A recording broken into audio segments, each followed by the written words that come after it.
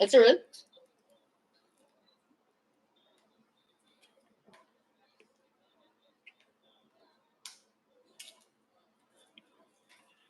Get your stinking ass off. You got. Get your. Only one watcher. Get your stinking ass off my live. Get out of here. Enough of it. Bye. The real star is in the motherfucking building. What's going on, y'all? This is Marcus Rosa, a.k.a. Mazuma TV. Trash. Back at y'all with some more boxing talk. You see what I'm saying? If y'all can go ahead and hit the like button, that'd be very much appreciated. We got some things that we currently need to discuss that's going on in the boxing world. You can't talk boxing, baby. Okay, you did this like button. It doesn't bother me. First dislike button. You won't be the first, you won't be the last, baby. Teofimo Lopez losing the Devin Haney fight after disrespecting Turki Alalshikh, possibly. Then we gonna get into Teofimo Lopez calling Jaron, Boots, Ennis, or Bozo. We're gonna talk about that. Obviously, we're gonna get into some open boxing topics as well. You see what I'm saying? Shout out to everybody that's in the building so far. Shout out to the nation. Shout out to the mob. I was going to put out a video earlier today, but unfortunately that video did not upload. You could thank YouTube and shitty service for that unfortunate situation. Shout out to everybody that's in the building so far, man. Shout out to my boy Sean Terrence with the first comment of the day. What's going on, brother? My boy Coffee Plant in the building. Great Gambino, what up? Boxing expert, what up? He's shouting out the Mazuma mob. Absolutely. We in the building for sure, for sure. We got 9 people. Let's get 9 likes. Let's get the algorithm on the up so the people know that Mazuma TV is live. You feel what I'm saying? How y'all feeling today? What's on your mind? How y'all feeling today? Absolutely terrible weather in Philadelphia, and it seems like it's going to be like that for the rest of the week. I ain't no motherfucking meteorologist or none of that shit, but I do see it on my weather app, so that's not a good sign. You feel what I'm saying? Salute, salute, salute. On the road to 3K, absolutely. Absolutely. Why Derek, yo, man, why Derek went on the live and said, good night, my nigga? Yo, that's hilarious. No, we was doing, I don't know if y'all seen that trend on social media, y'all, where like you call your homies late at night and be like, yo, I just wanted to tell you good night and see your homies' reactions. Oh my God, I called 2 people. Derek already knew the trend, so he wasn't falling for it. Bro, I called my friend Justin, my childhood best friend, bro. The most the most hilarious reaction you could probably get. I ain't gonna lie to you. Age of 86, what up? Shout out to the wrench gang in the building. We gotta keep them wrenches sharp because we already know we climbing up this rank. We climbing up the boxing community ranks. And the haters is coming, so we gotta keep them wrenches sharp. You feel what I'm saying? Shout out to the 30 people that's in the building. I'm assuming y'all got y'all notifications, man. Salute, salute. Yeah, I did record it. Yeah, I did that, John. My girl is posting it on her TikTok. So if y'all would like to follow my girl on TikTok, feel free to do so. Babe, put your TikTok on the comments so I can pin it. Okay. You know what I mean? You the one who wanted to bring up your TikToks. Shit. Definitely smash the like button. What you mean that's weird?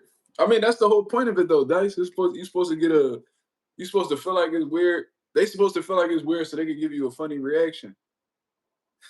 He said, Mark, that challenge gay. Bro, it's a joke. Long video, so it's a joke.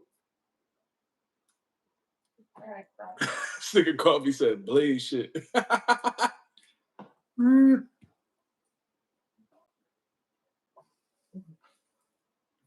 don't give a fuck, bro. It is what it is.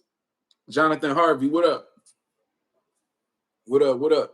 I'll be saying, I mean, she put a TikTok. I'm ready to post it. Oh, you gotta chop it up. Oh, all right, all right. Shout out to everybody that's in the building, man. Let's talk about pin debt. Yeah, for sure.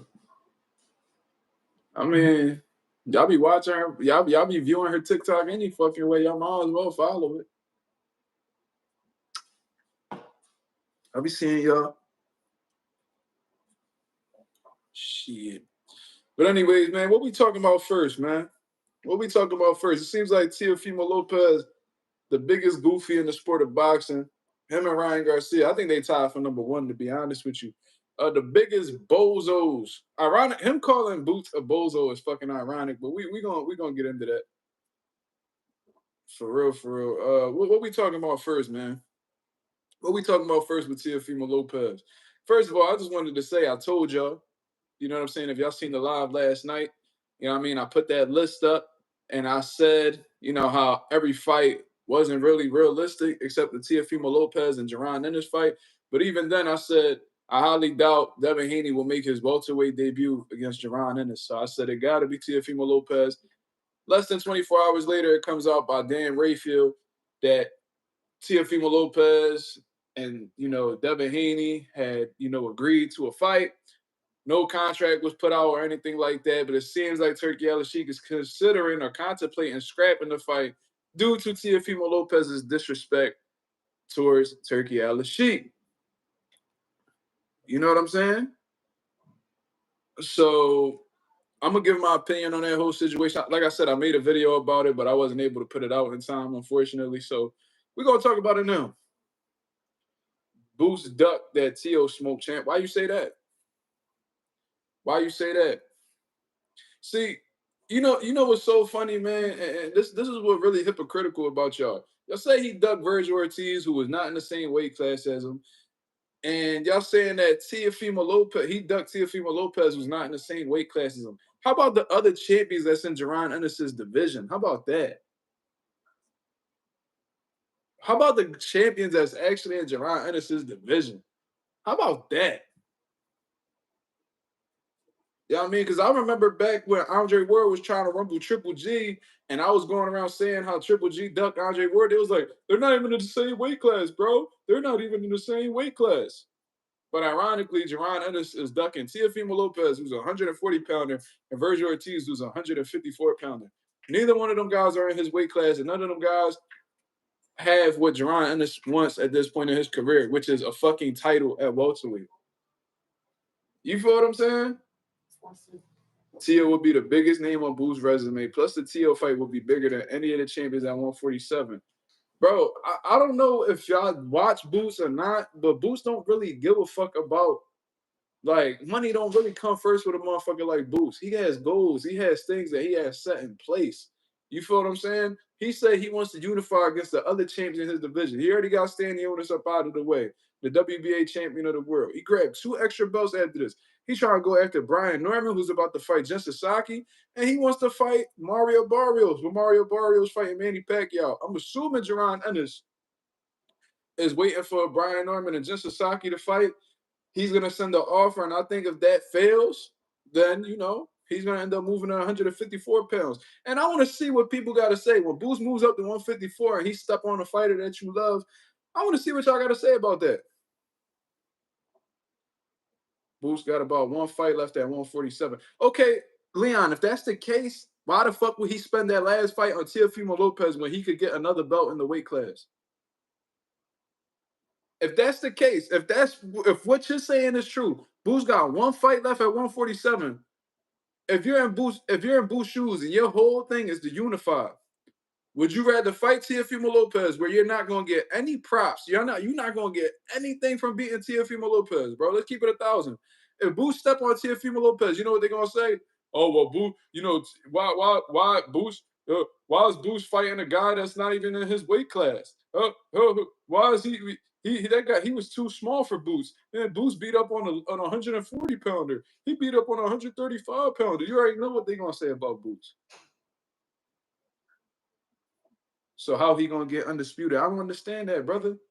He said he wants to get as many belts as possible before he leaves the division, right? He said that he wants all the belts. So if he could get Brian Norman, let's say he gets Brian Norman at the end of this year. Let's say he gets Brian Norman at the end of this year. And Eddie Hearn don't know what Boost wants. You see what I'm saying? You said Boost got about 1 fight left at 47. Eddie trying to get him to 154 now. Eddie has been trying, before even the Stanionis unification, Eddie Hearn has been trying to get Boost to go up to 154 so that could open up the market for Conor Benn to get a title. We already know that. But it's ultimately up to Boost in terms of what he wants to do. Eddie Hearn don't dictate a motherfucking thing. Boots tells him what to do, and he goes and he does his fucking job to try to get it done. He don't dictate what Boots do. And in terms of Boots saying Boots got one fight left at 147, you don't know that for a fact. You don't know that for a fact. You speculating. I never heard Boots say he got one more fight left in the division. I never heard him say that. So you speculating. You speaking from a place that is not factual, brother. He looked like he was coming off his deathbed. Well, if he came off his deathbed in that fight, man, he did that phenomenally because he made Stanionis quit his 6 rounds.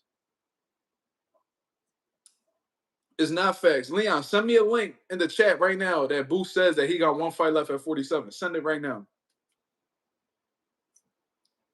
If that's facts, if what you're saying is factual, send me a link with Boots saying in an interview he got one fight left at 47. Send it right now.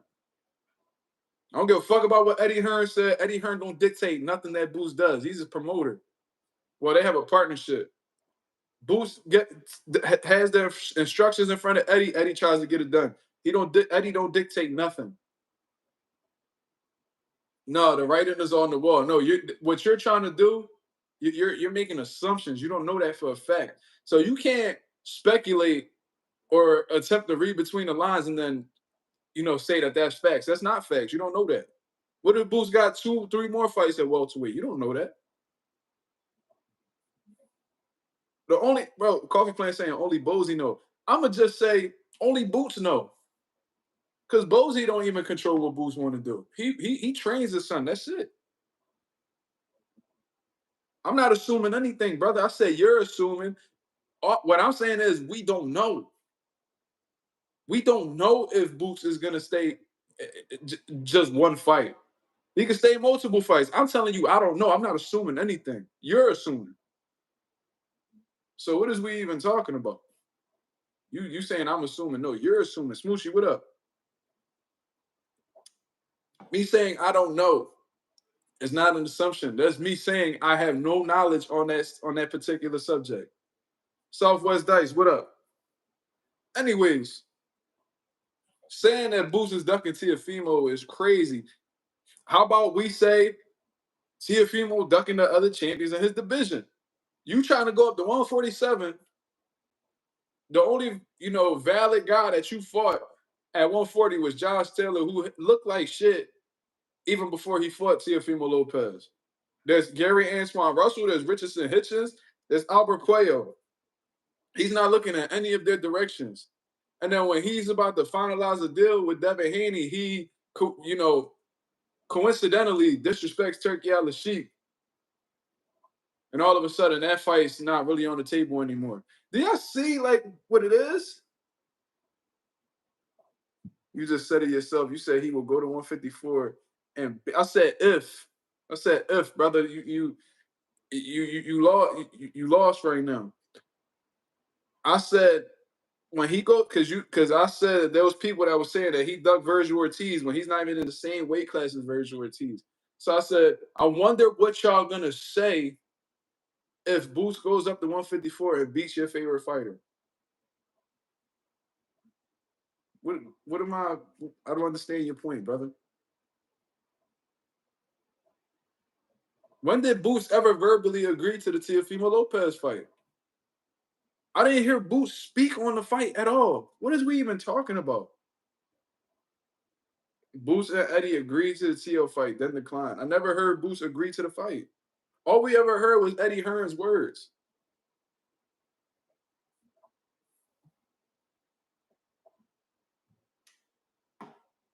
Didn't Boots just say in an interview not too long ago that if y'all didn't hear it from me, don't believe it? Then he just sit down with YSM.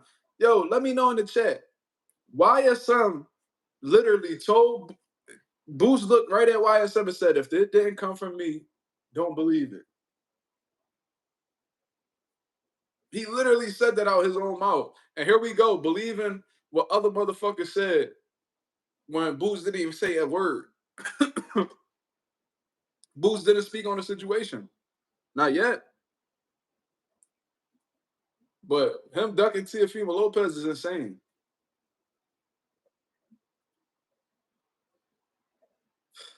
Bro, this dude Leon lost, brother. You definitely lost, brother. Because I'm telling you, I said that he's not all about the money. Of course, motherfuckers ain't fighting for free. This is prize fighting. They fight for a prize. However, he has other things that he values compared to money. There's other things that he values besides money.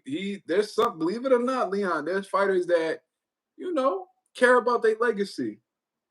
I don't know if you're accustomed to being a Gervonta Davis fan where all they care about is the money, but there's fighters that, they get a couple dollars and, they content in that aspect, but something else continues to drive them. And that usually is legacy.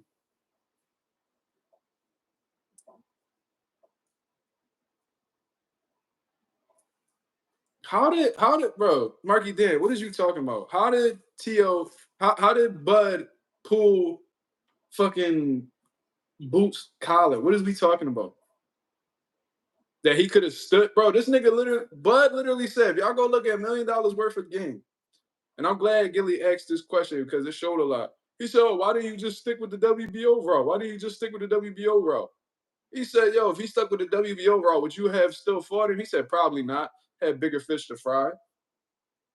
I interviewed Bomac on my own channel. I was like, yo, is there any possibility you fight Jaron? Nah, he doesn't bring anything to the table. But we saying that Bud pulled Boots' card when he literally admitted that he never intended on fighting Boots in the first place, even if he would have stuck in a sanctioned body. Y'all can go check out the interview on $1 million worth of game when they had Boots on FaceTime. He said, if he would have stuck in the sanctioned body, would you still have fought him? Probably not. So what the fuck is we even talking about? But Boots happened to come around at the wrong time. He started popping at the wrong time because at that point, Bud and Earl Spence was in serious talks to make a fight happen. By the time he got in position, these guys was already out of the division. And if y'all watch my old YSM Sports interviews, bro, it was one that I was doing like a live John. I don't know if I think we was talking through StreamYard. We was talking through StreamYard. And I said, I honestly believe that after Bud and Spence fight each other, they're gonna go to 154. I never believed that Boots was going to get the fight. I never believed that Boots was going to fight Earl Spence or Terrence Crawford. I said that after they fought each other, they will move up and Boots will end up getting a vacant title. Now, he didn't fight for the vacant title like I thought he would. They ended up giving him the IBF title. But regardless, pretty much what I said was spot on. I knew that was going to happen. I'm trying to figure out when that happened. When did Terrence Crawford ever expose Boots? When he never intended on fighting Boots. Bomac told me that on my channel. Terrence Crawford said it in multiple interviews. He don't bring nothing to the table. Boots was at the right place at the wrong time. That's just how it works out sometimes, unfortunately. And what did I say Boots had to do? Get it out the mud. And what he been doing? Getting it out the mud, starting with staying the owners. And hopefully, after, Brian Norman and Jin Sasaki fight, maybe we could get another unification fight. So, if Boots does move up, because I highly doubt Barrios is going to fight him, especially after the Pacquiao situation, at least he'll be able to say that he got 3 out of the 4 major titles at 47 and move up. You feel me? So, yeah.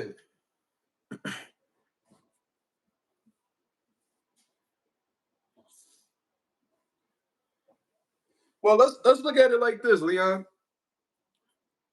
Does Earl Spence get much credit for defeating Mikey Garcia? Let's answer that. Let's answer that.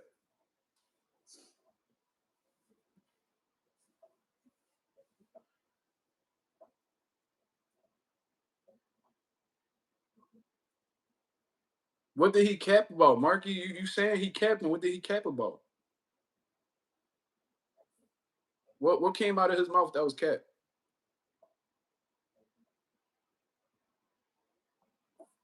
I'll be waiting to hear your response.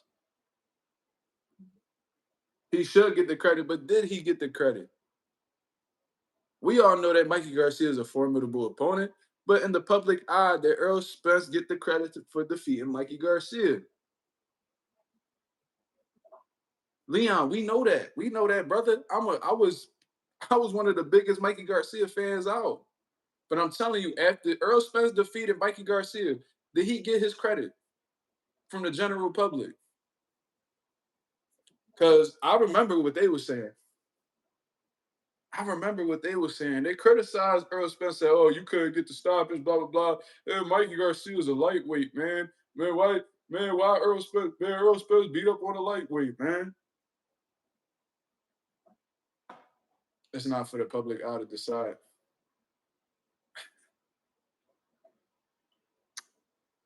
You dancing. You dancing around the question, brother. If you was around, you know what the fuck they were saying. You keep dancing around it though. What were the people saying? Floyd got full credit for Marquez? Did he really? Did he really? I don't know if you was really around, brother. I don't know if you was really around. Okay. All right. According to Leon, Earl Spence got full credit for beating Mikey Garcia. We definitely didn't hear that Earl Spence beat up on a lightweight. We never heard that. Oh, he wasn't even able to stop a lightweight, man. He fought a lightweight, man.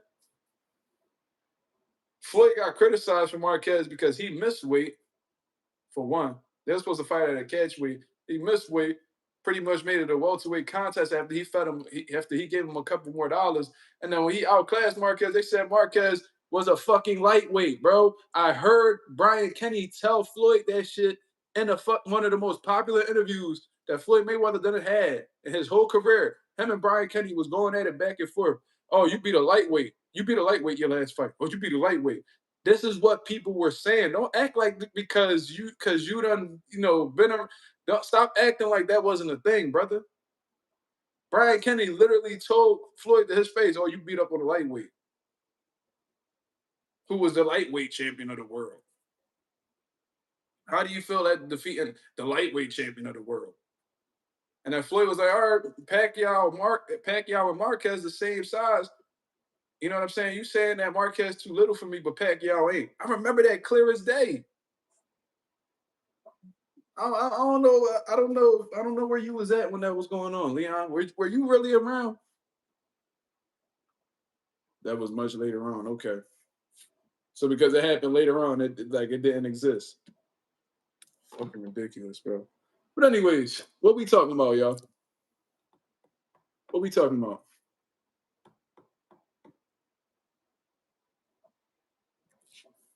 What we talking about? We talking about Tio?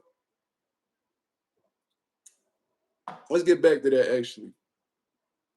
Leon, if you think Boo's ducking, you're a fool. You're a fool.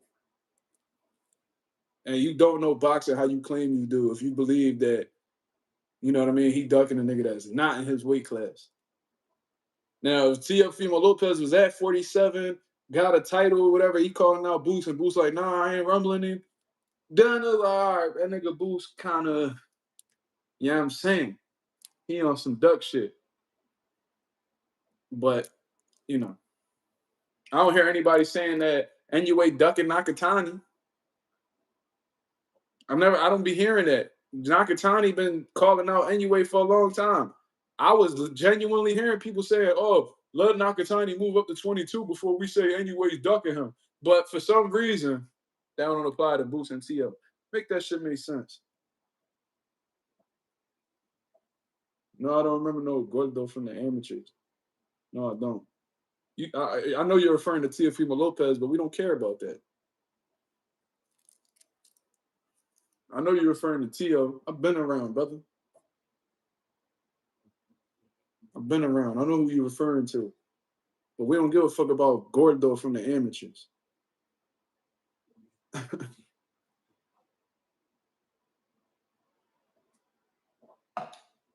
We talking about Teofimo in the pros. Sound like you really caping for a racist. That's what it sounds like. But anyways, let's talk about Teofimo Lopez. Let's continue this conversation. So apparently, according to Dan Rayfield, there was a situation going on where Devin Haney Teofimo Lopez had a deal set in place. No, we not, bro. Leo, you gotta stop talking, brother. You really gotta stop talking. You don't know what you're talking about, bro. You really don't. Teofimo Lopez and Jaron Ennis came up totally different. Totally different, bro. They had to get their shit. Boots had to get that shit out of the muscle, bro.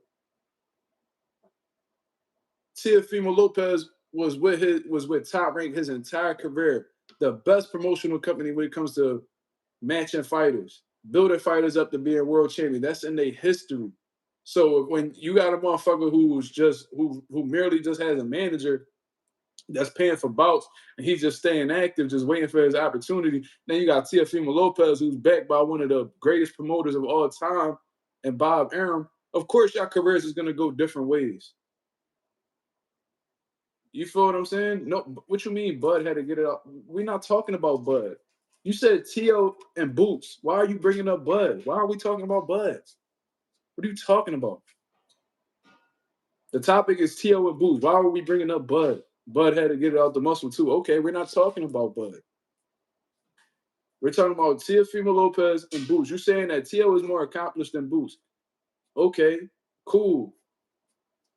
Boots has only been in one weight division so far. Teofimo Lopez has been in two. That's probably why he has won in more divisions than Boots. But Boots was a unified champion, just like Teofimo Lopez was in his division, in his first division. What are we talking about?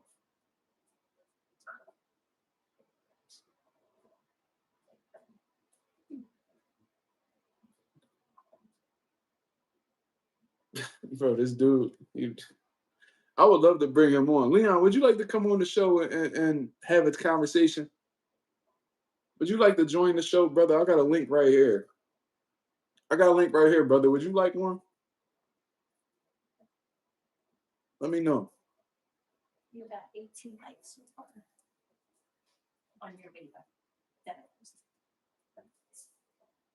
Getting views. Word. So what if they the same age? Nigga, they didn't come up the same way. You think because they the same age, they supposed to have the same shit going on. That's not the case. Came up totally different. Leon, if you want to come on here and, talk back and forth, whatever you want to do, let's do it. You're doing too much talking in the text, brother. I ain't about to keep going back and forth with you. I got a show to run. So it's either you going to join or you just going to stop writing altogether. Anyways, it's like this dude don't want me to talk about Teofimo Lopez for some reason. For some reason, it's like he don't want me to talk about Tio. He doing all this fucking caping for Teofimo Lopez. But he's talking about he not defending. All right, whatever. Anyways, Teofimo Lopez, like I said, when I told y'all yesterday that was the fight that Devin Haney had just locked in, less than 24 hours later, Dan Rayfield comes out and pretty much says how, a fight was pretty much done between Devin Haney and Teofimo Lopez. But considering the fact that Teofimo Lopez ran the social media to disrespect Turki Alalshikh, the one who's putting the bread up for these guys to fight, now the fight might actually be scrapped because Turki Alalshikh feels a way about it. You see what I'm saying? So that's the situation that's going on right now. But I have some opinions on there. I got some opinions on this situation. I've been one of the people on here that's pretty much been standing up to Teofimo Lopez after making those racist remarks, right? And, I told y'all guys on multiple occasions that I am conflicted. I am conflicted, right? Because he chooses to be a racist in order to promote himself, I don't really want to see a black fighter give him an opportunity. But at the same time, I'm one of them people that genuinely feel like the best lessons are learned after getting your motherfucking ass whooped, especially in the sport of boxing, right? I actually feel like that about a lot of situations outside of boxing, but specifically in boxing, since that's what we're conversing about, I would love to see Tio get his ass whooped, but not by just any fighter, but a black fighter, right? And I wouldn't mind seeing Teofimo Lopez and Jaron in this fight at all. You feel what I mean? But it's ultimately up to the champion at welterweight right now to choose to fight, whether he wants to fight, Teofimo Lopez, who's moving up in weight or not. Boots wants to unify, or move up to 154, cool. Either way, I'm cool with it. If he gets a unification fight at 47, it's lit. If he goes up to 54, it's definitely lit because of all the fucking smoke that's up there. You feel what I'm saying? So I told you on multiple occasions I'm conflicted, right? But Boost, has other things that he would like to do. That's cool. You see what I mean? So Devin Haney wants to take care of Teofimo Lopez, right? They willing to put the money up. They come up with some type of deal. According to Dan Rayfield, Teofimo Lopez didn't like that more money was being offered for Boost in comparison to Devin Haney. This is what Dan Rayfield says, not me. And apparently Teo felt so much of a way about that. What was so confusing was he agreed to the money. You know what I mean? Like he agreed to the money that was offered to him for the Devin Haney fight, but then he's a bit bitter about the money that he was offered. Even though he accepted it, he still felt the way about it. So he ran to social media to disrespect the man who ultimately gave him the biggest payday in his career in Turki Alalshikh, right? Because wasn't Teofimo Lopez just crying? Wasn't Teofimo Lopez just crying before Turki Alalshikh came and saved him and was talking about how Top Rank ain't paying him what he's worth and all what he feels he's worth and all this bullshit? Even though he signed the fucking contract that stated what his minimum would be and shit like that, he signed it. But then he goes, this is what's so frustrating about Teofimo Lopez, right? You sign a deal. Let's say they offer you, let's say your minimum is $2 million a fight, right? You agreed to that. You're worth what you negotiate, right? You could have easily attempted to negotiate and possibly got a bigger number. You settle for whatever you settle for. And now you crying and complaining because they paying you what you settled for. It's like if you sit down at a job interview, right? And you looking for 20 an hour, let's say. And there's like, our starting pay is $18.50, right? And you like, yeah, okay, yeah, that's fine. You don't attempt to negotiate, nothing. You take the job, they hire you, they pay you $18.50, and when you get them checks, you like, man, I don't like how much they paying me, man. Man, then you should have went and either negotiated or found a job that gave you more of what you was looking for. You fucking idiot.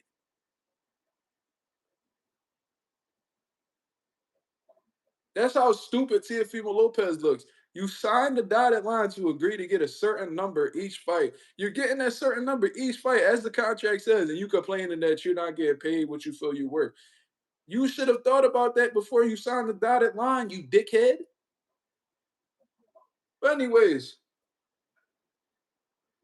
what I wanted to get into is this isn't the first time that Teofimo Lopez has went to bite the hand that has fed him.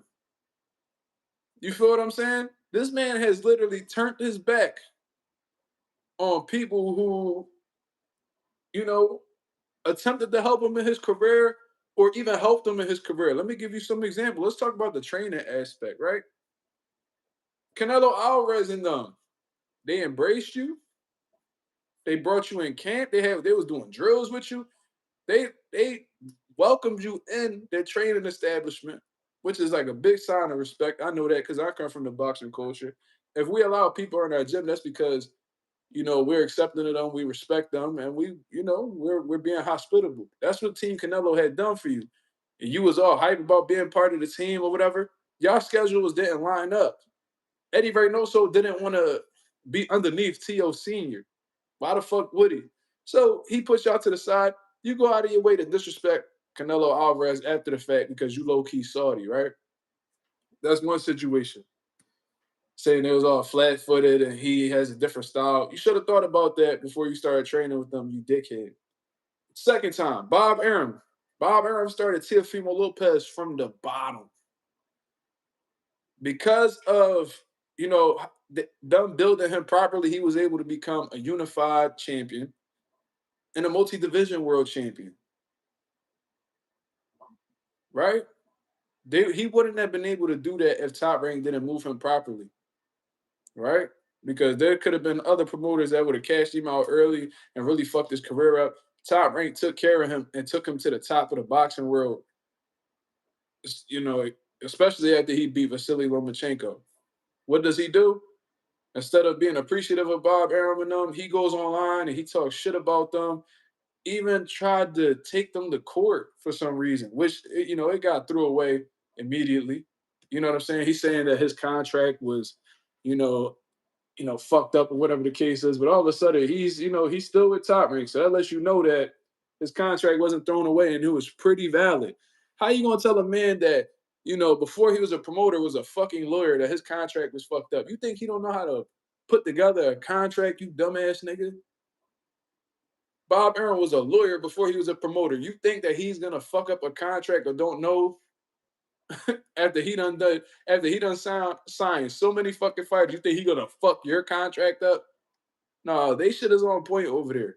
But it just goes to show how much of an idiot Teofimo Lopez is. So you bit the hand that fed you with Canelo Alvarez and them when they great embraced you and took you in and was showing you love. You bit the hand that fed you with Bob Arum when he pretty much made you who you are today in the sport of boxing. And Turki Alalshikh gave you the biggest payday of your career. He shoots you a number you don't like. You agree to the number according to Dan Rayfield. Yet you still go on social media and you call him a dictator, but you spell it D-I-C-K instead of how the way it's supposed to be spelled. Dictator. You disrespect that man's name for no apparent reason when all he did was try to put money in your pocket and put you in some big fights that you claim you're looking for. You say you're looking to fight the best, regardless of how the way people feel. Devin Haney is one of the best fighters in the sport of boxing. Whether you like him, hate him, whatever the case is, there's not many people that you can name in boxing right now that's better than Devin Haney, especially in or around 140 to 147. Now, am I the biggest fan of Devin Haney? No. But I respect that man's hand. Why? Because he's one of the best in the world. Right? So what I really get from this whole situation with Teofimo Lopez is like he purposely does things in order to avoid certain shit. You see what I'm saying? Because I remember when they was trying to match him rough with like Subriel Matias, and they was trying to match him up with a few big fights. And Teofimo Lopez would lash out on social media and disrespect them and turn down fights and shit like that. All that good shit. No, that's when he was, ironically, when he was trying to fight Subriel, that's when he was, criticizing Top Rank and saying all this shit about Brad Goodman and all them fucking people. Now, Turki Alalshikh is trying to match him with Devin Haney, and I'm sure T.O. has shown historically that he does not want any smoke with Devin Haney. And it's not because Devin Haney stop him, knock him out, whatever.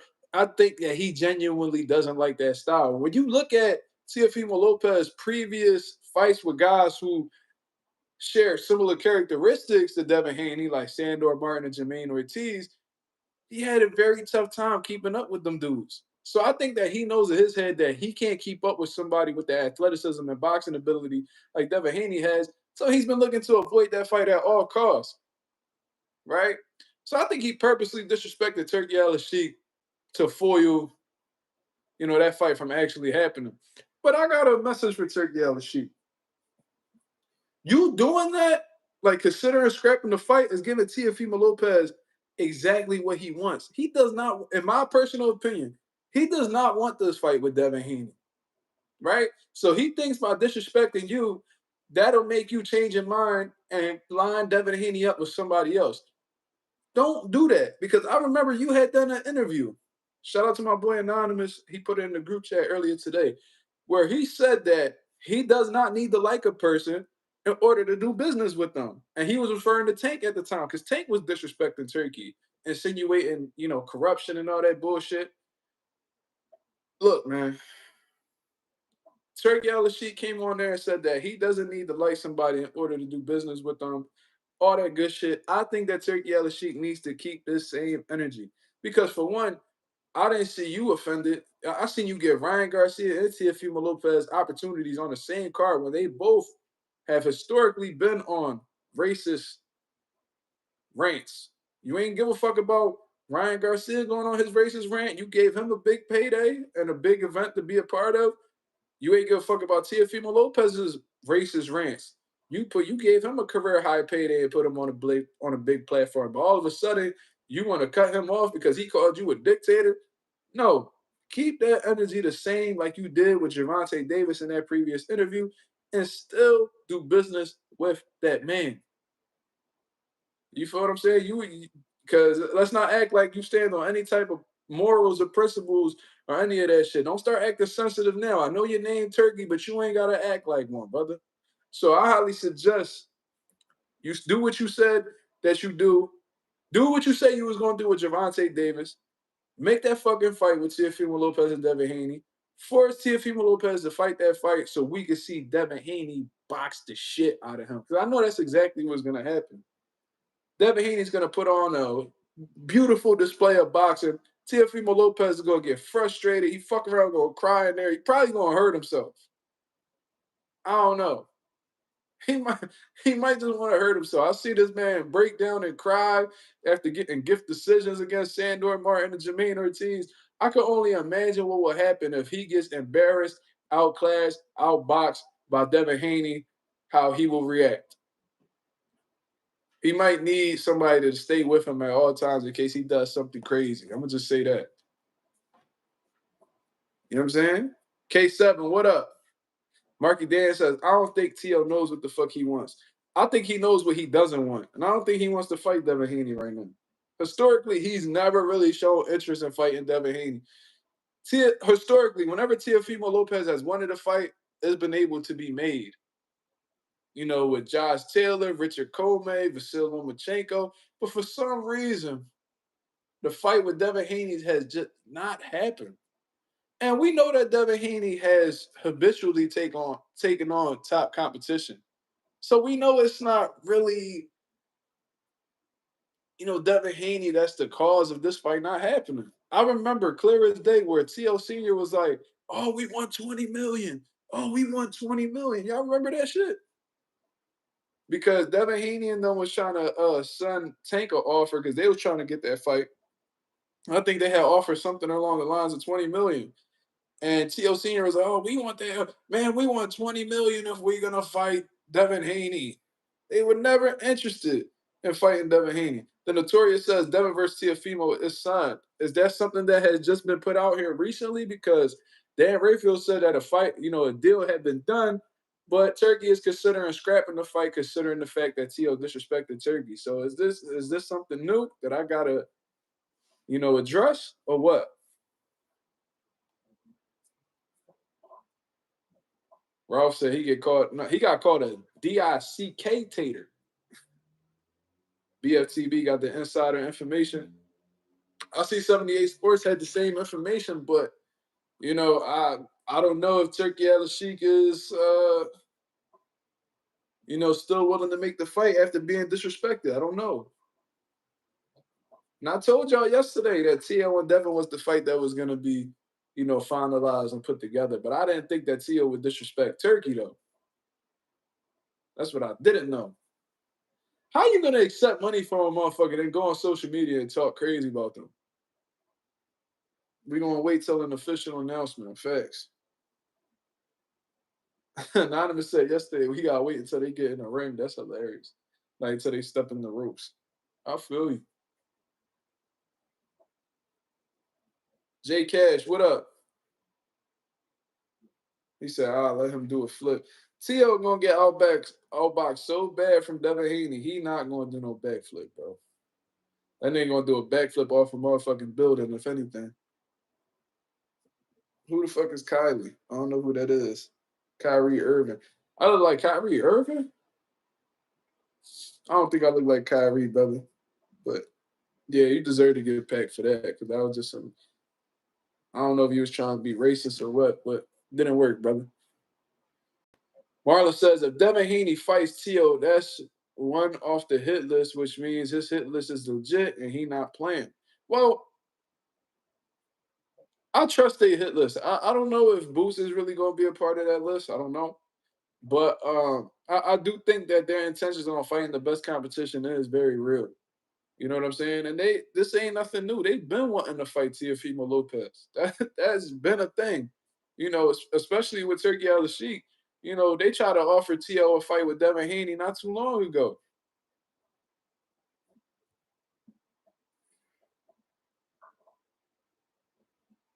And T.O. and them said that they wasn't ready.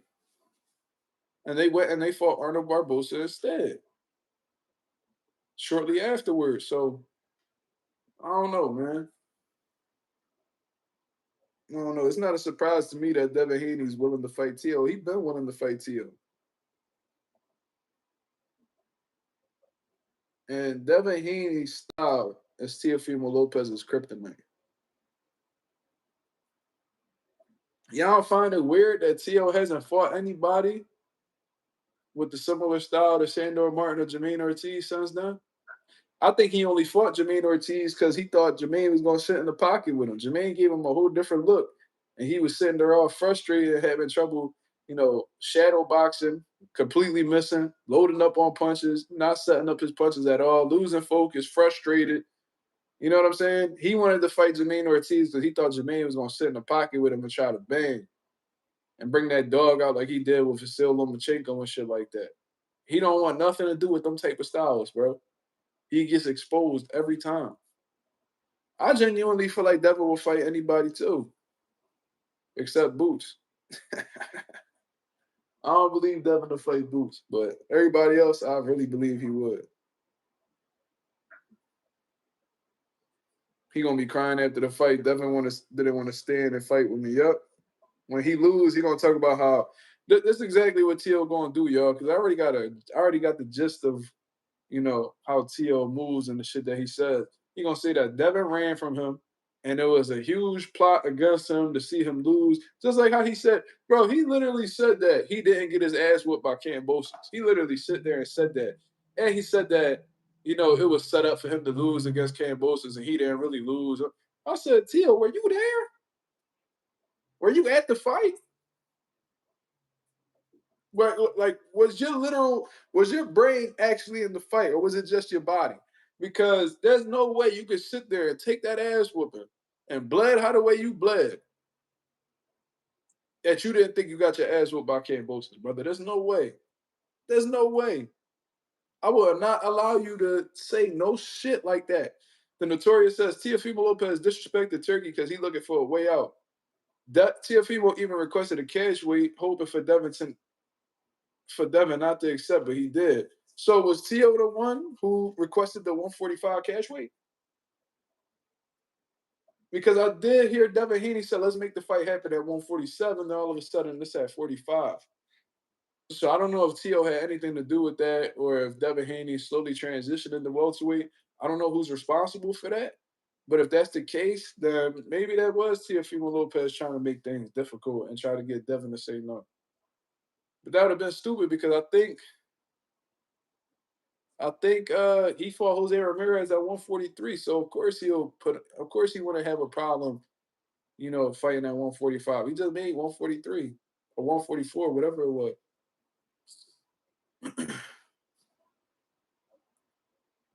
Like, I don't know, but I agree with that first part, Notorious, in terms of Teofimo Lopez disrespected Turkey because he's looking for a way out.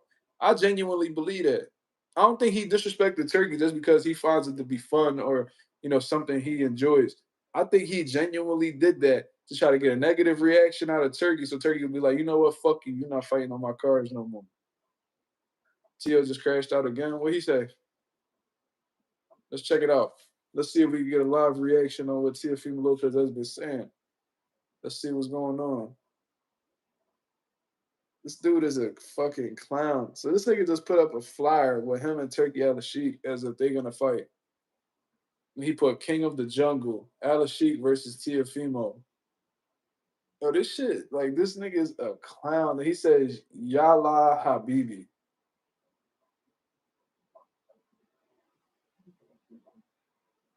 I don't know how y'all could be a fan of this dude. Is there any genuine like?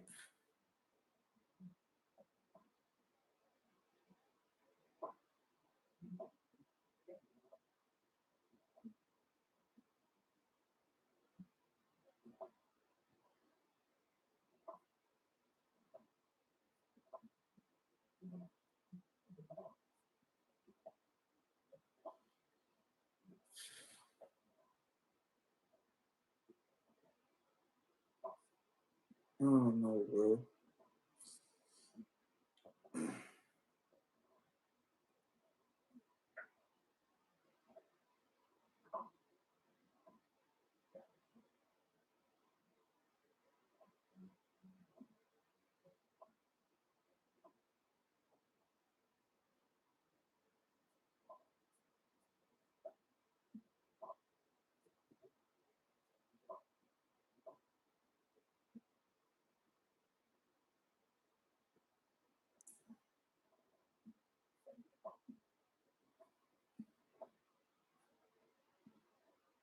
What?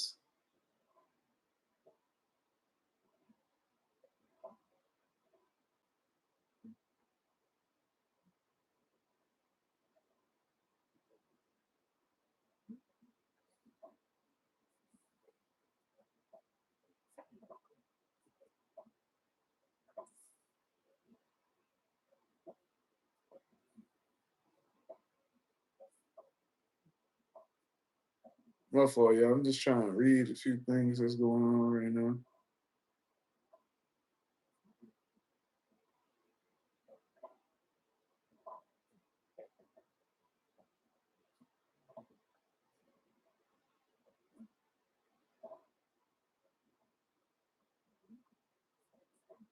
Tio, something wrong. Something really wrong with this nigga. Like, I'm not even joking, bro.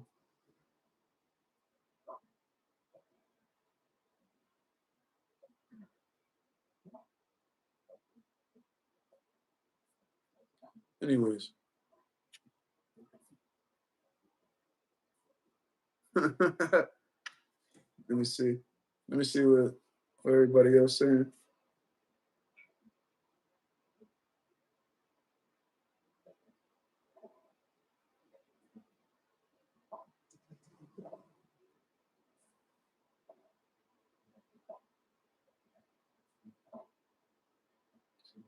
Shout out to what's this dude name?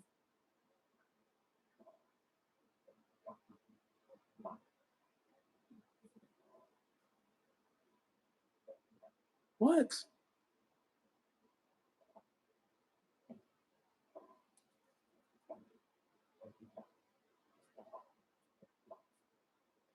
I don't know who that is, and I don't give a fuck about who that is.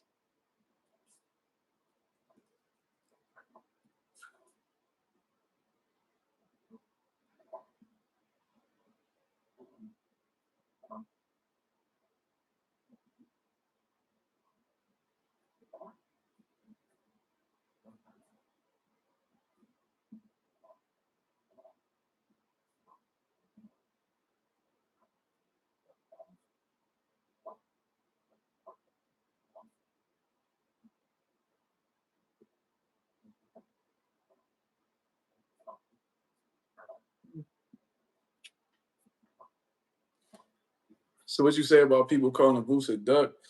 I already done spoke about that, Teach. I just don't see. I don't really understand how people can say that when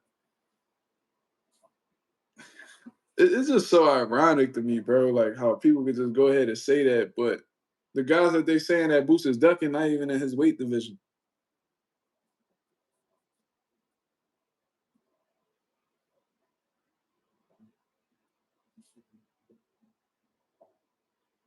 Anybody know who Clown them all is? Never heard of dude.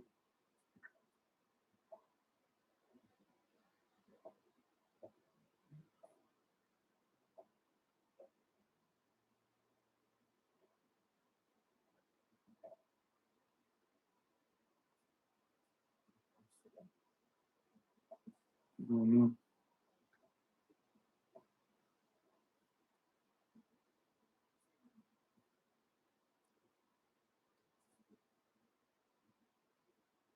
I agree, Notorious. I really agree. I don't think, and this the thing, like it, because I know how this boxer shit go, bro. I done been around for a hot ass minute. You feel what I'm saying? I already know what's gonna be said if Boost beats the shit out of Tio, bro. Like I already know what's gonna be said. Boost ain't gonna get no credit for it, bro. Oh, Tio ain't even had power at 140. You know what I'm saying? How was he gonna have the power to keep Boots up off him? Boots was too big. Tio was really a lightweight. Bro, they gonna say everything under the sun.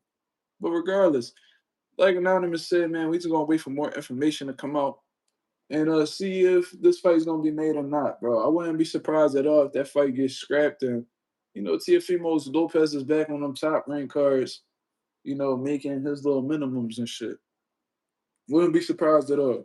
Fight, Tio and Steve Claggett too. Wouldn't be surprised about that at all. And I'm sure Devin Haney will find, another quality opponent to keep building up his resume. You know what I mean? Maybe T.O.'s doing all this shit to, build up his fight with Devin Haney. Who knows? We'll see.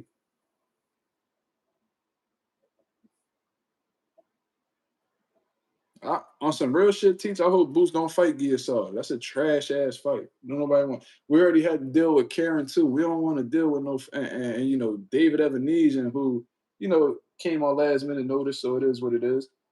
I mean, I gave him. I can't really say too much about that. But nobody wants to see a Karen too again, or bro. We don't want to see none of that. We want to see either the other champions or move the fuck up. It's simple.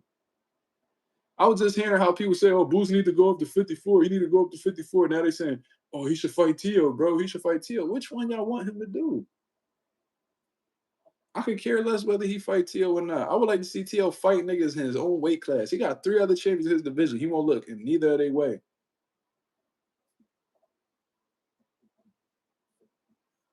Keyshawn was calling out Tio. He said he'll go up to 40 to fight him. What Tio said? "Oh, you gotta prove yourself. You gotta do something. You gotta prove yourself." But that's not him ducking Keyshawn, right? Because they're not in the same weight class, right? All right, cool. I don't even think Tio could beat Karen. Yo, can you imagine that? If Tio cherry picked Karen and be like, I'm gonna show Boots how to really beat Karen and Karen beat his ass. Bro, that shit would be fucking hilarious. T said, I've always maintained that champs need to fight their mandatories. I have no issue at all with that fight. Okay, I respect that. I respect that. This is the problem that I have with mandatory sometimes, bro. Because I know that to keep it real with you, keep it a bean, I really be feeling like these sanctioning bodies be allowing people to pay for their rankings. I genuinely feel like these promoters be paying for these rankings, bro. So like these dudes don't fight anybody notable. They don't fight like they really don't even like they just stay their ass in Germany like William Scroll did. They stay their ass in their home country like Karen did, and all of a sudden they number one and they fighting the champion. We ain't never seen them in no final title eliminators, nothing. They just be automatically in line to fight for a world title when they didn't fight nobody. Like I don't know, bro. I be feeling like I like how the way Earl Spence did it. Like Earl Spence really stepped on motherfuckers that was in that sanctioning body to become that number one guy for Kell Brooks title. Bro, I swear sometimes they just pop up in the ring. It's like, where the fuck he come from? What he do? Who he fight? Nigga didn't fight nobody. They just pop up number one and you gotta fight them.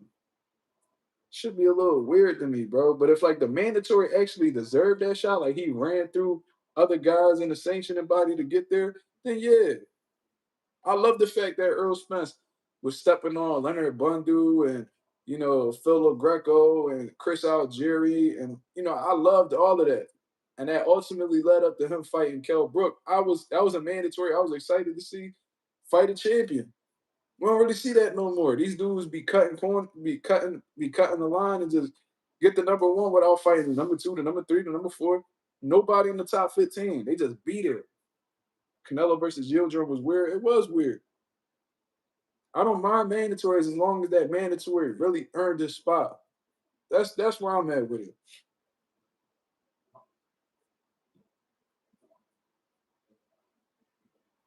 Shout out to the boy Drunken Boxing with the $5. I don't know what that is. I think that's a different type of currency. But he said, "Shall we descend into madness?" I don't understand what that means, brother. What we talking about? Oh no, wait, that's not even my chat. Yo, I'm high as shit. That's not even my chat. Oh shit, never mind. That's how you know I'm tired. I'm tripping. I'm looking at somebody else's YouTube channel. Khalil Cole come back this Friday. Do I care? I actually do care. And I'm gonna tell you why, Smoochie, because I actually know the trainer that he's working with for this fight. Rasheem Jefferson, a phenomenal trainer out of Philadelphia. I've had the pleasure of seeing him, work at the gym. He's actually been to my gym and trained fighters before for a brief period of time. And he's a hard worker, man. Like he's one of the hardest working trainers that I've ever seen in the sport. And this man is a walking miracle. Rasheem Jefferson was a phenomenal amateur. He started off well in the professionals. know what I mean, he fell off a little bit. He was getting distracted with the street life, according to him. And he had gotten in a bad motorcycle accident where like he broke his neck, and he pretty much not supposed to be alive today. And he had some brain damage in the process of that motorcycle accident. Um, and they call him like punch drunk because of how the way he talked. The whole time he went through a pretty bad motorcycle accident. So I always find that to be very disrespectful. You know what I'm saying? This man survived the accident that he probably wasn't even supposed to survive. And, I see people make it seem like he got that way because of punches sustained in boxing. That wasn't the case at all. You feel what I mean?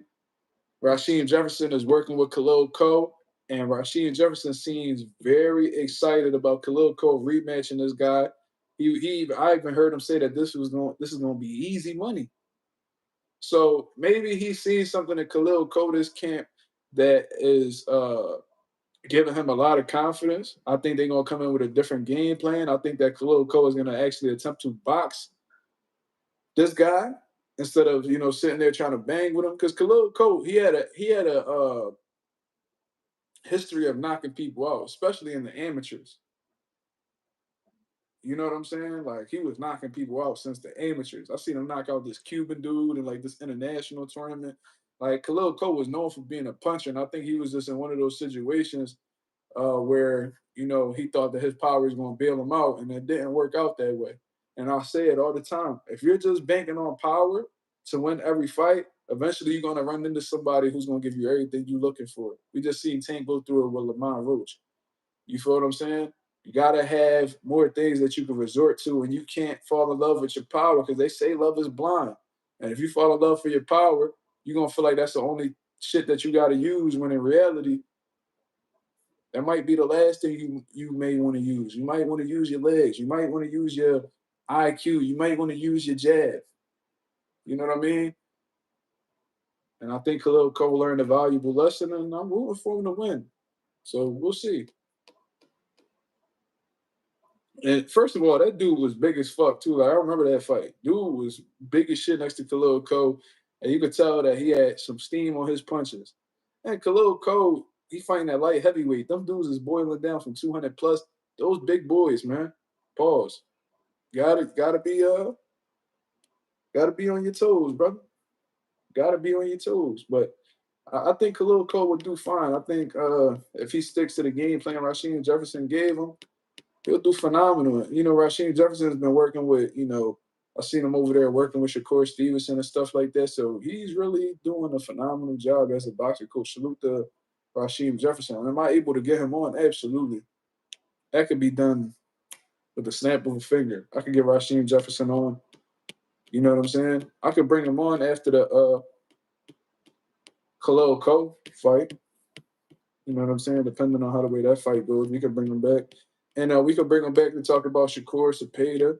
You know what I mean? We can talk about a few things. Raymond Ford and, Sugar Nunez possibly fighting. I think that'd be a dope conversation because he's familiar with Raymond Ford as well. Tevin Farmer versus Floyd Schofield because he used to help train Tevin Farmer as well.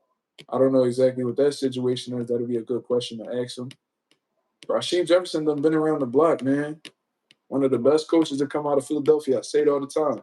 He established himself as a boxing coach in the amateurs and the pros. They call him the cheat code. He's a phenomenal trainer. And definitely a future PA Boxing Hall of Famer for sure. So yeah, we could definitely get that going. Me and real cool.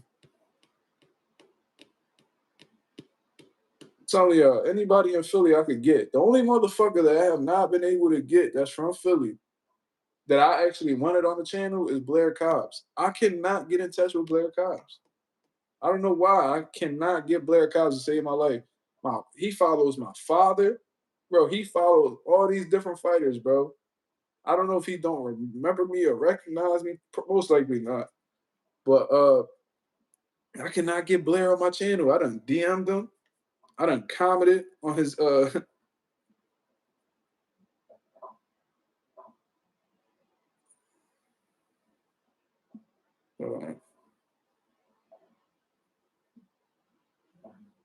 I done did everything in my power to get this man on my channel, and I can't. And I know a Blair Cobbs interview will be lit, bro. Like the questions that I have lined up for him, it will be a good interview. Because I'll ask him questions that I'm sure a lot of media outlets have not asked him thus far. But I don't know. If that opportunity ever comes about, it comes about. I ain't stressing nothing, bro. There's a few people I was supposed to have on this channel, but people be acting. I don't know. Boxers be real funny money, bro. I ain't gonna lie to you.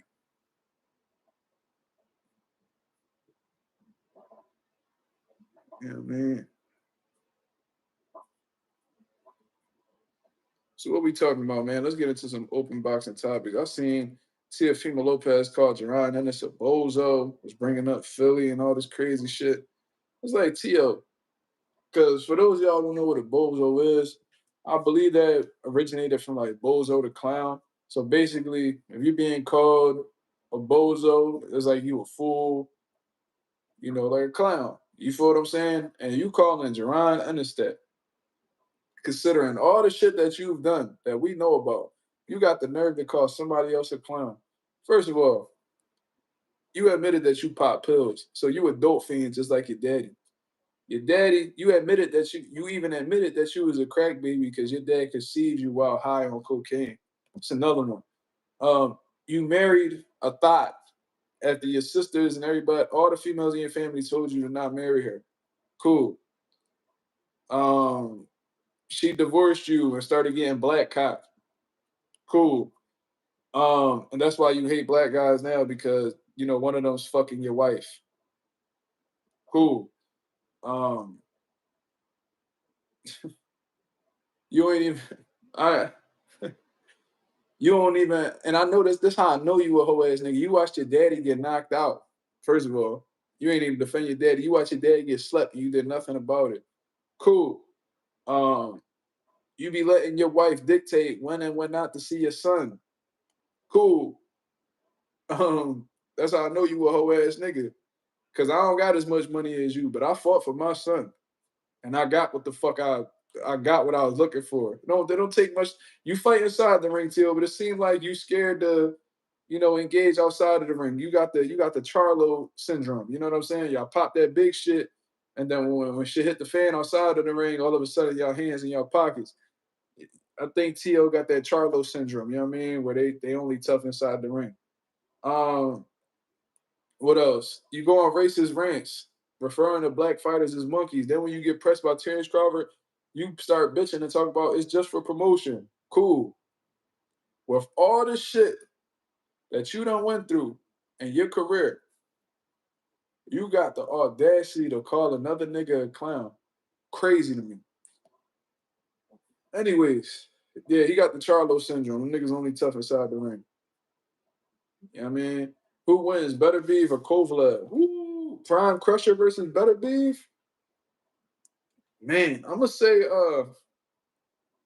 man, Kovalev is a fucking beast, but I'm gonna say Better Beef, bro, because I think Better Beef was more durable than Kovalev. Like Kovalev, he had like a bully mentality, bro. Like he had a bully mentality, but once you got past that, it seemed like Kovalev was pretty vulnerable. I feel like Andre Ward exposed that about him. Better Beef, he just tough as nails, bro. He's strong as shit. He durable.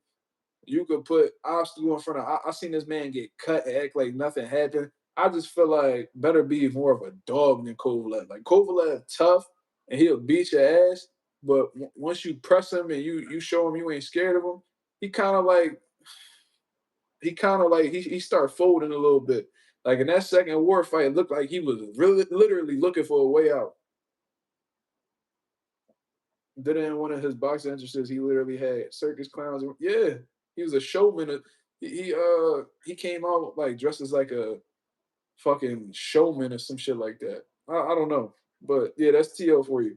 He got the nerve with all the shit that you done exposed about yourself in the boxing world. You gonna sit here and call me a clown? I mean, you gonna call Boots a bozo? Crazy.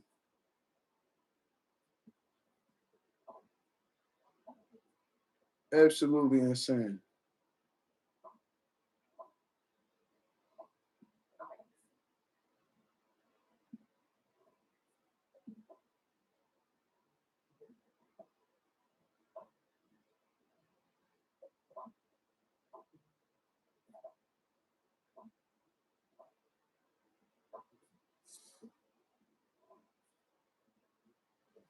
Did I talk about AJ's 2-fight deal with Turk? Nah, I had heard about it though. I heard it was a 3-fight deal.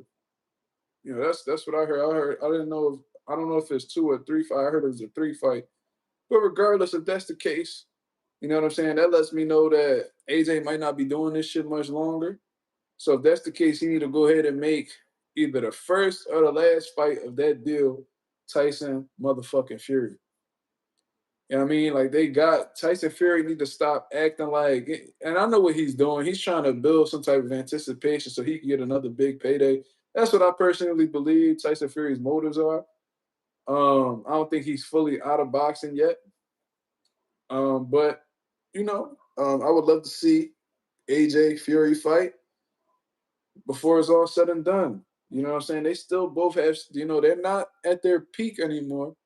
But I honestly feel like they have enough left in the tank. Both of them, I think Tyson Fury and Anthony Joshua both have something in the tank as to where, they can still put on an entertaining fight. You know what I mean? AJ could, I don't know. It's up to them on how the way they want to put that fight together. But Tyson Fury is the first fight on that list. That'll be dope. They could do a rematch, whatever the case is. Then he could end with like a light touch. You feel me?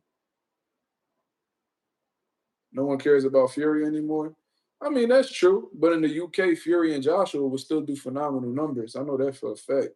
And I tell you what, like I said, neither one of them are at their peaks anymore. But if they fight each other, I'll watch. For sure.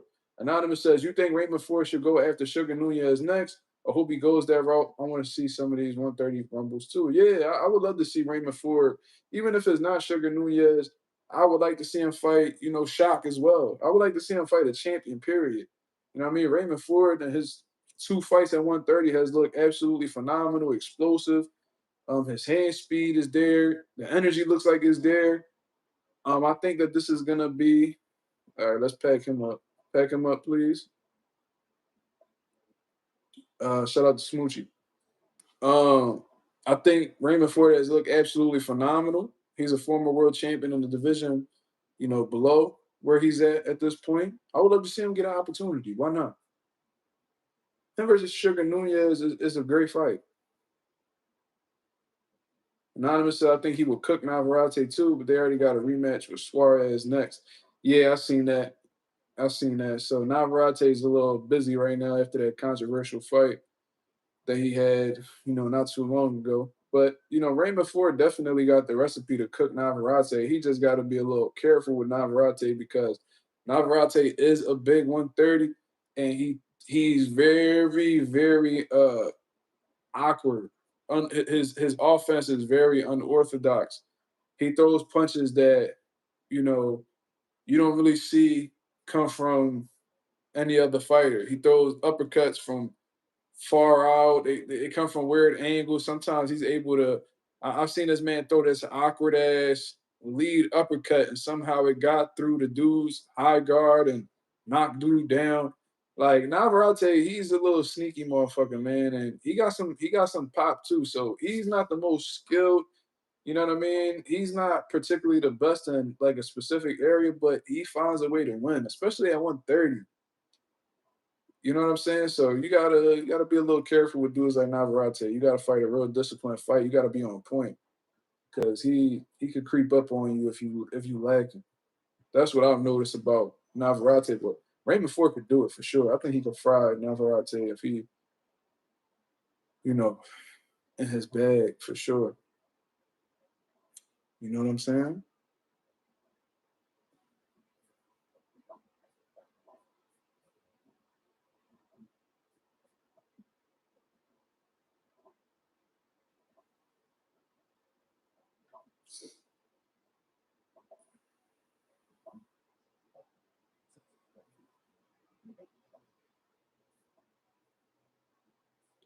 Yeah, and I think he did it against Christopher Diaz too, where he just threw this awkward.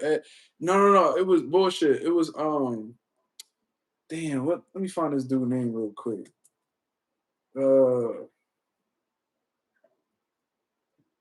he was somebody that was with Top Rank, but I think they got rid of him. His name was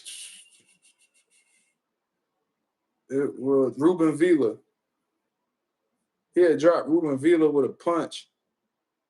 It was so awkward, bro.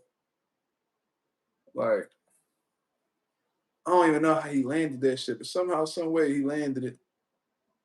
And yeah. No, not Dog. No, he beat the shit out of Dog Bay. He beat the shit out of Dog Bay. I seen that. And I seen Dog Bay. I think Dog Bay won his world title in Philadelphia. I think he won his first world title in Philadelphia. I was there. I think it was Magdaleno Dog Bay beat the shit out of in Philly. Dog Bay was on fire that night, bro. I don't know what was ending that night, but he snapped, bro. That kid was in his duffel. Let me see.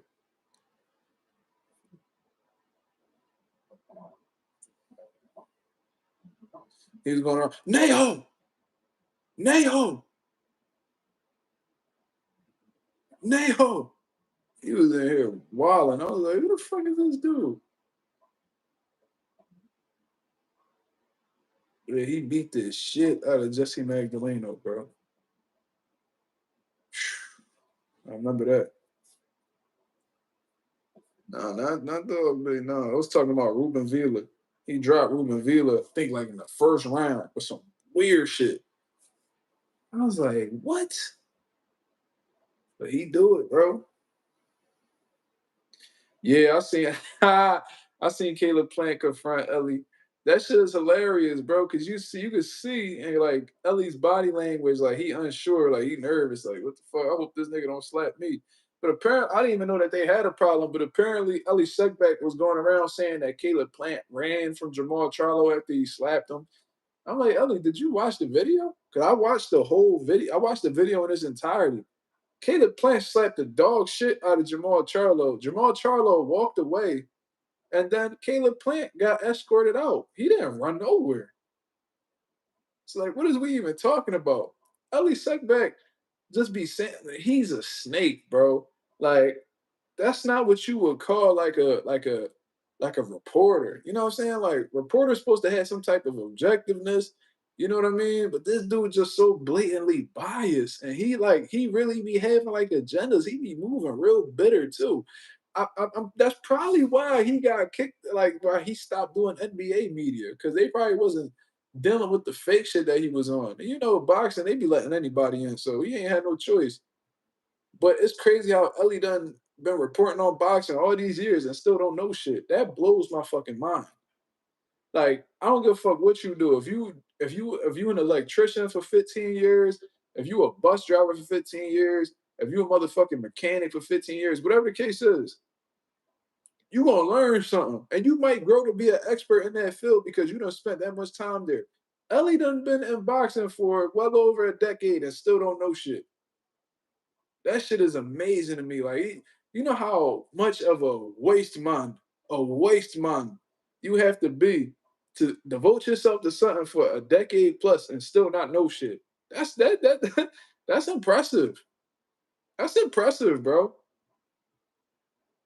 That's very impressive. But Caleb Plant told him like, "Yo, why you going? Look, bro, you said that I ran from Jamal Charlo. I emailed you the video, and you ain't even posted." So he pretty much saying like, "Bro, you was out here spreading lies. I sent you a video to show you proof that I didn't run at all, and you ain't even care to post that or take some accountability for being wrong. So you clearly just pushing agendas because you disliking people. That's weird." Remember when Bud said after the Spence fight, Ellie looking, the R word? Yeah, that's how he looked with Plant. Facts. Facts. Don't nobody respect Ellie, bro. And the only reason why Robert Garcia and them be keeping them around is because, first of all, they getting attention through, getting, publicity through the media. And Ellie got a big channel. But second of all he do is glaze them. So, of course, motherfuckers is going to be cool with niggas that be glazing them. You feel me? I just don't understand why he went out of his way to try to fuck with Caleb Plant character. I'm gonna keep it 1,000. Besides, like, Caleb Plant probably one of the most respected motherfuckers in boxing right now. like amongst boxing fans and all that shit, you don't really hear people say too many bad things about Caleb Plant. You know what I'm saying? Like everybody be showing that man respect, bro. And here go Ellie just trying to. I don't remember this. How I knew Ellie was an absolute idiot, right? With Tyson Fury, bro. I remember when I was a teenager, Ellie used to talk shit about Tyson Fury. That Tyson Fury got dropped by a cruiserweight and Steve Cunningham. Shout out to Steve Cunningham. He be in my gym on the regular. Shout out to him, former world champion. He got dropped by a cruiserweight, blah, blah, blah. He ain't got no chin. Bro, he blatantly disrespected Tyson Fury every opportunity he got for years, bro. And then he has the nerve to go to I don't even know how he got credentials, but he gets into this event with Tyson Fury. Tyson Fury is like, nope, I don't want you here. I'm not doing no interviews with you. You know what I mean? Get the fuck up out of here. And then Ellie Seckbeck gets mad and talks shit on the internet about how he got kicked out of like a media, like an open media workout. You fucking right. The audacity of you to feel that, like, I don't know what it is about these dudes, like these pink people, bro. They genuinely feel like they could go anywhere and you have to accept them being there. No, you want to talk shit, you could get the fuck out. Then they get mad when you keep the same energy with them. What the fuck? Yeah. I didn't understand that. Like, what you think? Tyson Fury just supposed to be sitting here smiling in your face because you media? No, pussy. You talk shit about this man. He don't want to see you around. He got every right to feel that way. Now, if you was bigging him up and you doing your job as a media guy, and he just kick you out just because. All right, Tyson Fury in the room. But all you ever did was shit on this man, and you got the nerve to be asking him questions at a open media workout. Get the fuck out of here. Can't stand them pink people, man. They pissing me off. Now I'm hearing they in Puerto Rico, trying to spray the coquis and shit because they saying that the coquis are too loud and the roosters are too loud. Like, bro, you going into a country in Puerto Rico that loves the frogs, coquis. Like they're like a national symbol. They're like a symbol, one of the most important, if not the most important animal in the country. Y'all move over there because y'all trying to duck some fucking taxes. Y'all trying to get some type of tax break. So y'all move over there on some Jake Paul shit. Then y'all complain about the animals that live on the land? Huh? Can you imagine if people move to the United States and be like, man, there's too many bald eagles around here and just start shooting them bitches down? All these motherfucking US citizens gonna be outraged. Oh, the bald eagle is like our national icon. How could you do that? But y'all willing to go to other people's countries, get mad with what inhibits their country, and then attempt to take them out. Roosters, real big thing in Puerto Rico. Coquis, real big thing in Puerto Rico. And you trying to get rid of both of them because they're too loud for you. If you don't get the fuck out of here with all that shit, do you see like the entitlement? Like that shit is just in they fucking veins, bro, to be colonizers. The entitlement is just in their veins. Shit is disgusting, bro. That's why, like, all right, well, I'm not going to answer you since you want to spam shit. Go ahead, Smoochie, pack him up. Pack him up. I don't know why niggas be moving like that. You can answer the question one. You can send the question one time, brother. I promise you I was gonna answer it, but now I'm not. Um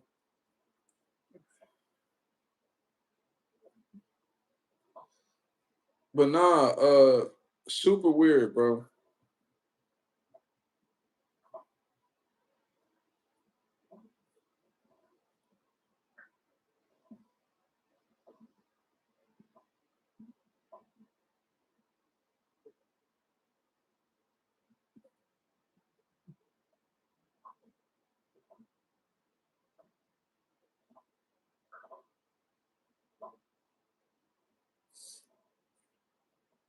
Super weird. Y'all gonna go to other people's country and complain about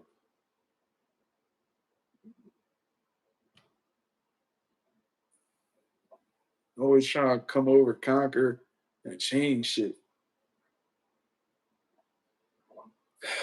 But then if we tell them to go back to their country, they racist. They tell us that shit all the time. Oh, you don't like it here? Go back to your country. But if we say that, then we the problem. But whatever, man. I'm gonna get up out of here, man. I appreciate everybody that came through and showed love. You can go ahead and hit the like button on the way out. That'd be very much appreciated. Shout out to the Nation in the Mob. We on the road to 3K. We well into the 2,900 mark. Shout out to the Nation in the Mob for making this possible. You feel what I'm saying? I'll be back at y'all with another video tomorrow. You know what I'm saying? Be on the lookout for my next live, 10:30 p.m. Eastern Standard Time. Until then, y'all have a blessed, beautiful night. I'm up out of here, man. Peace.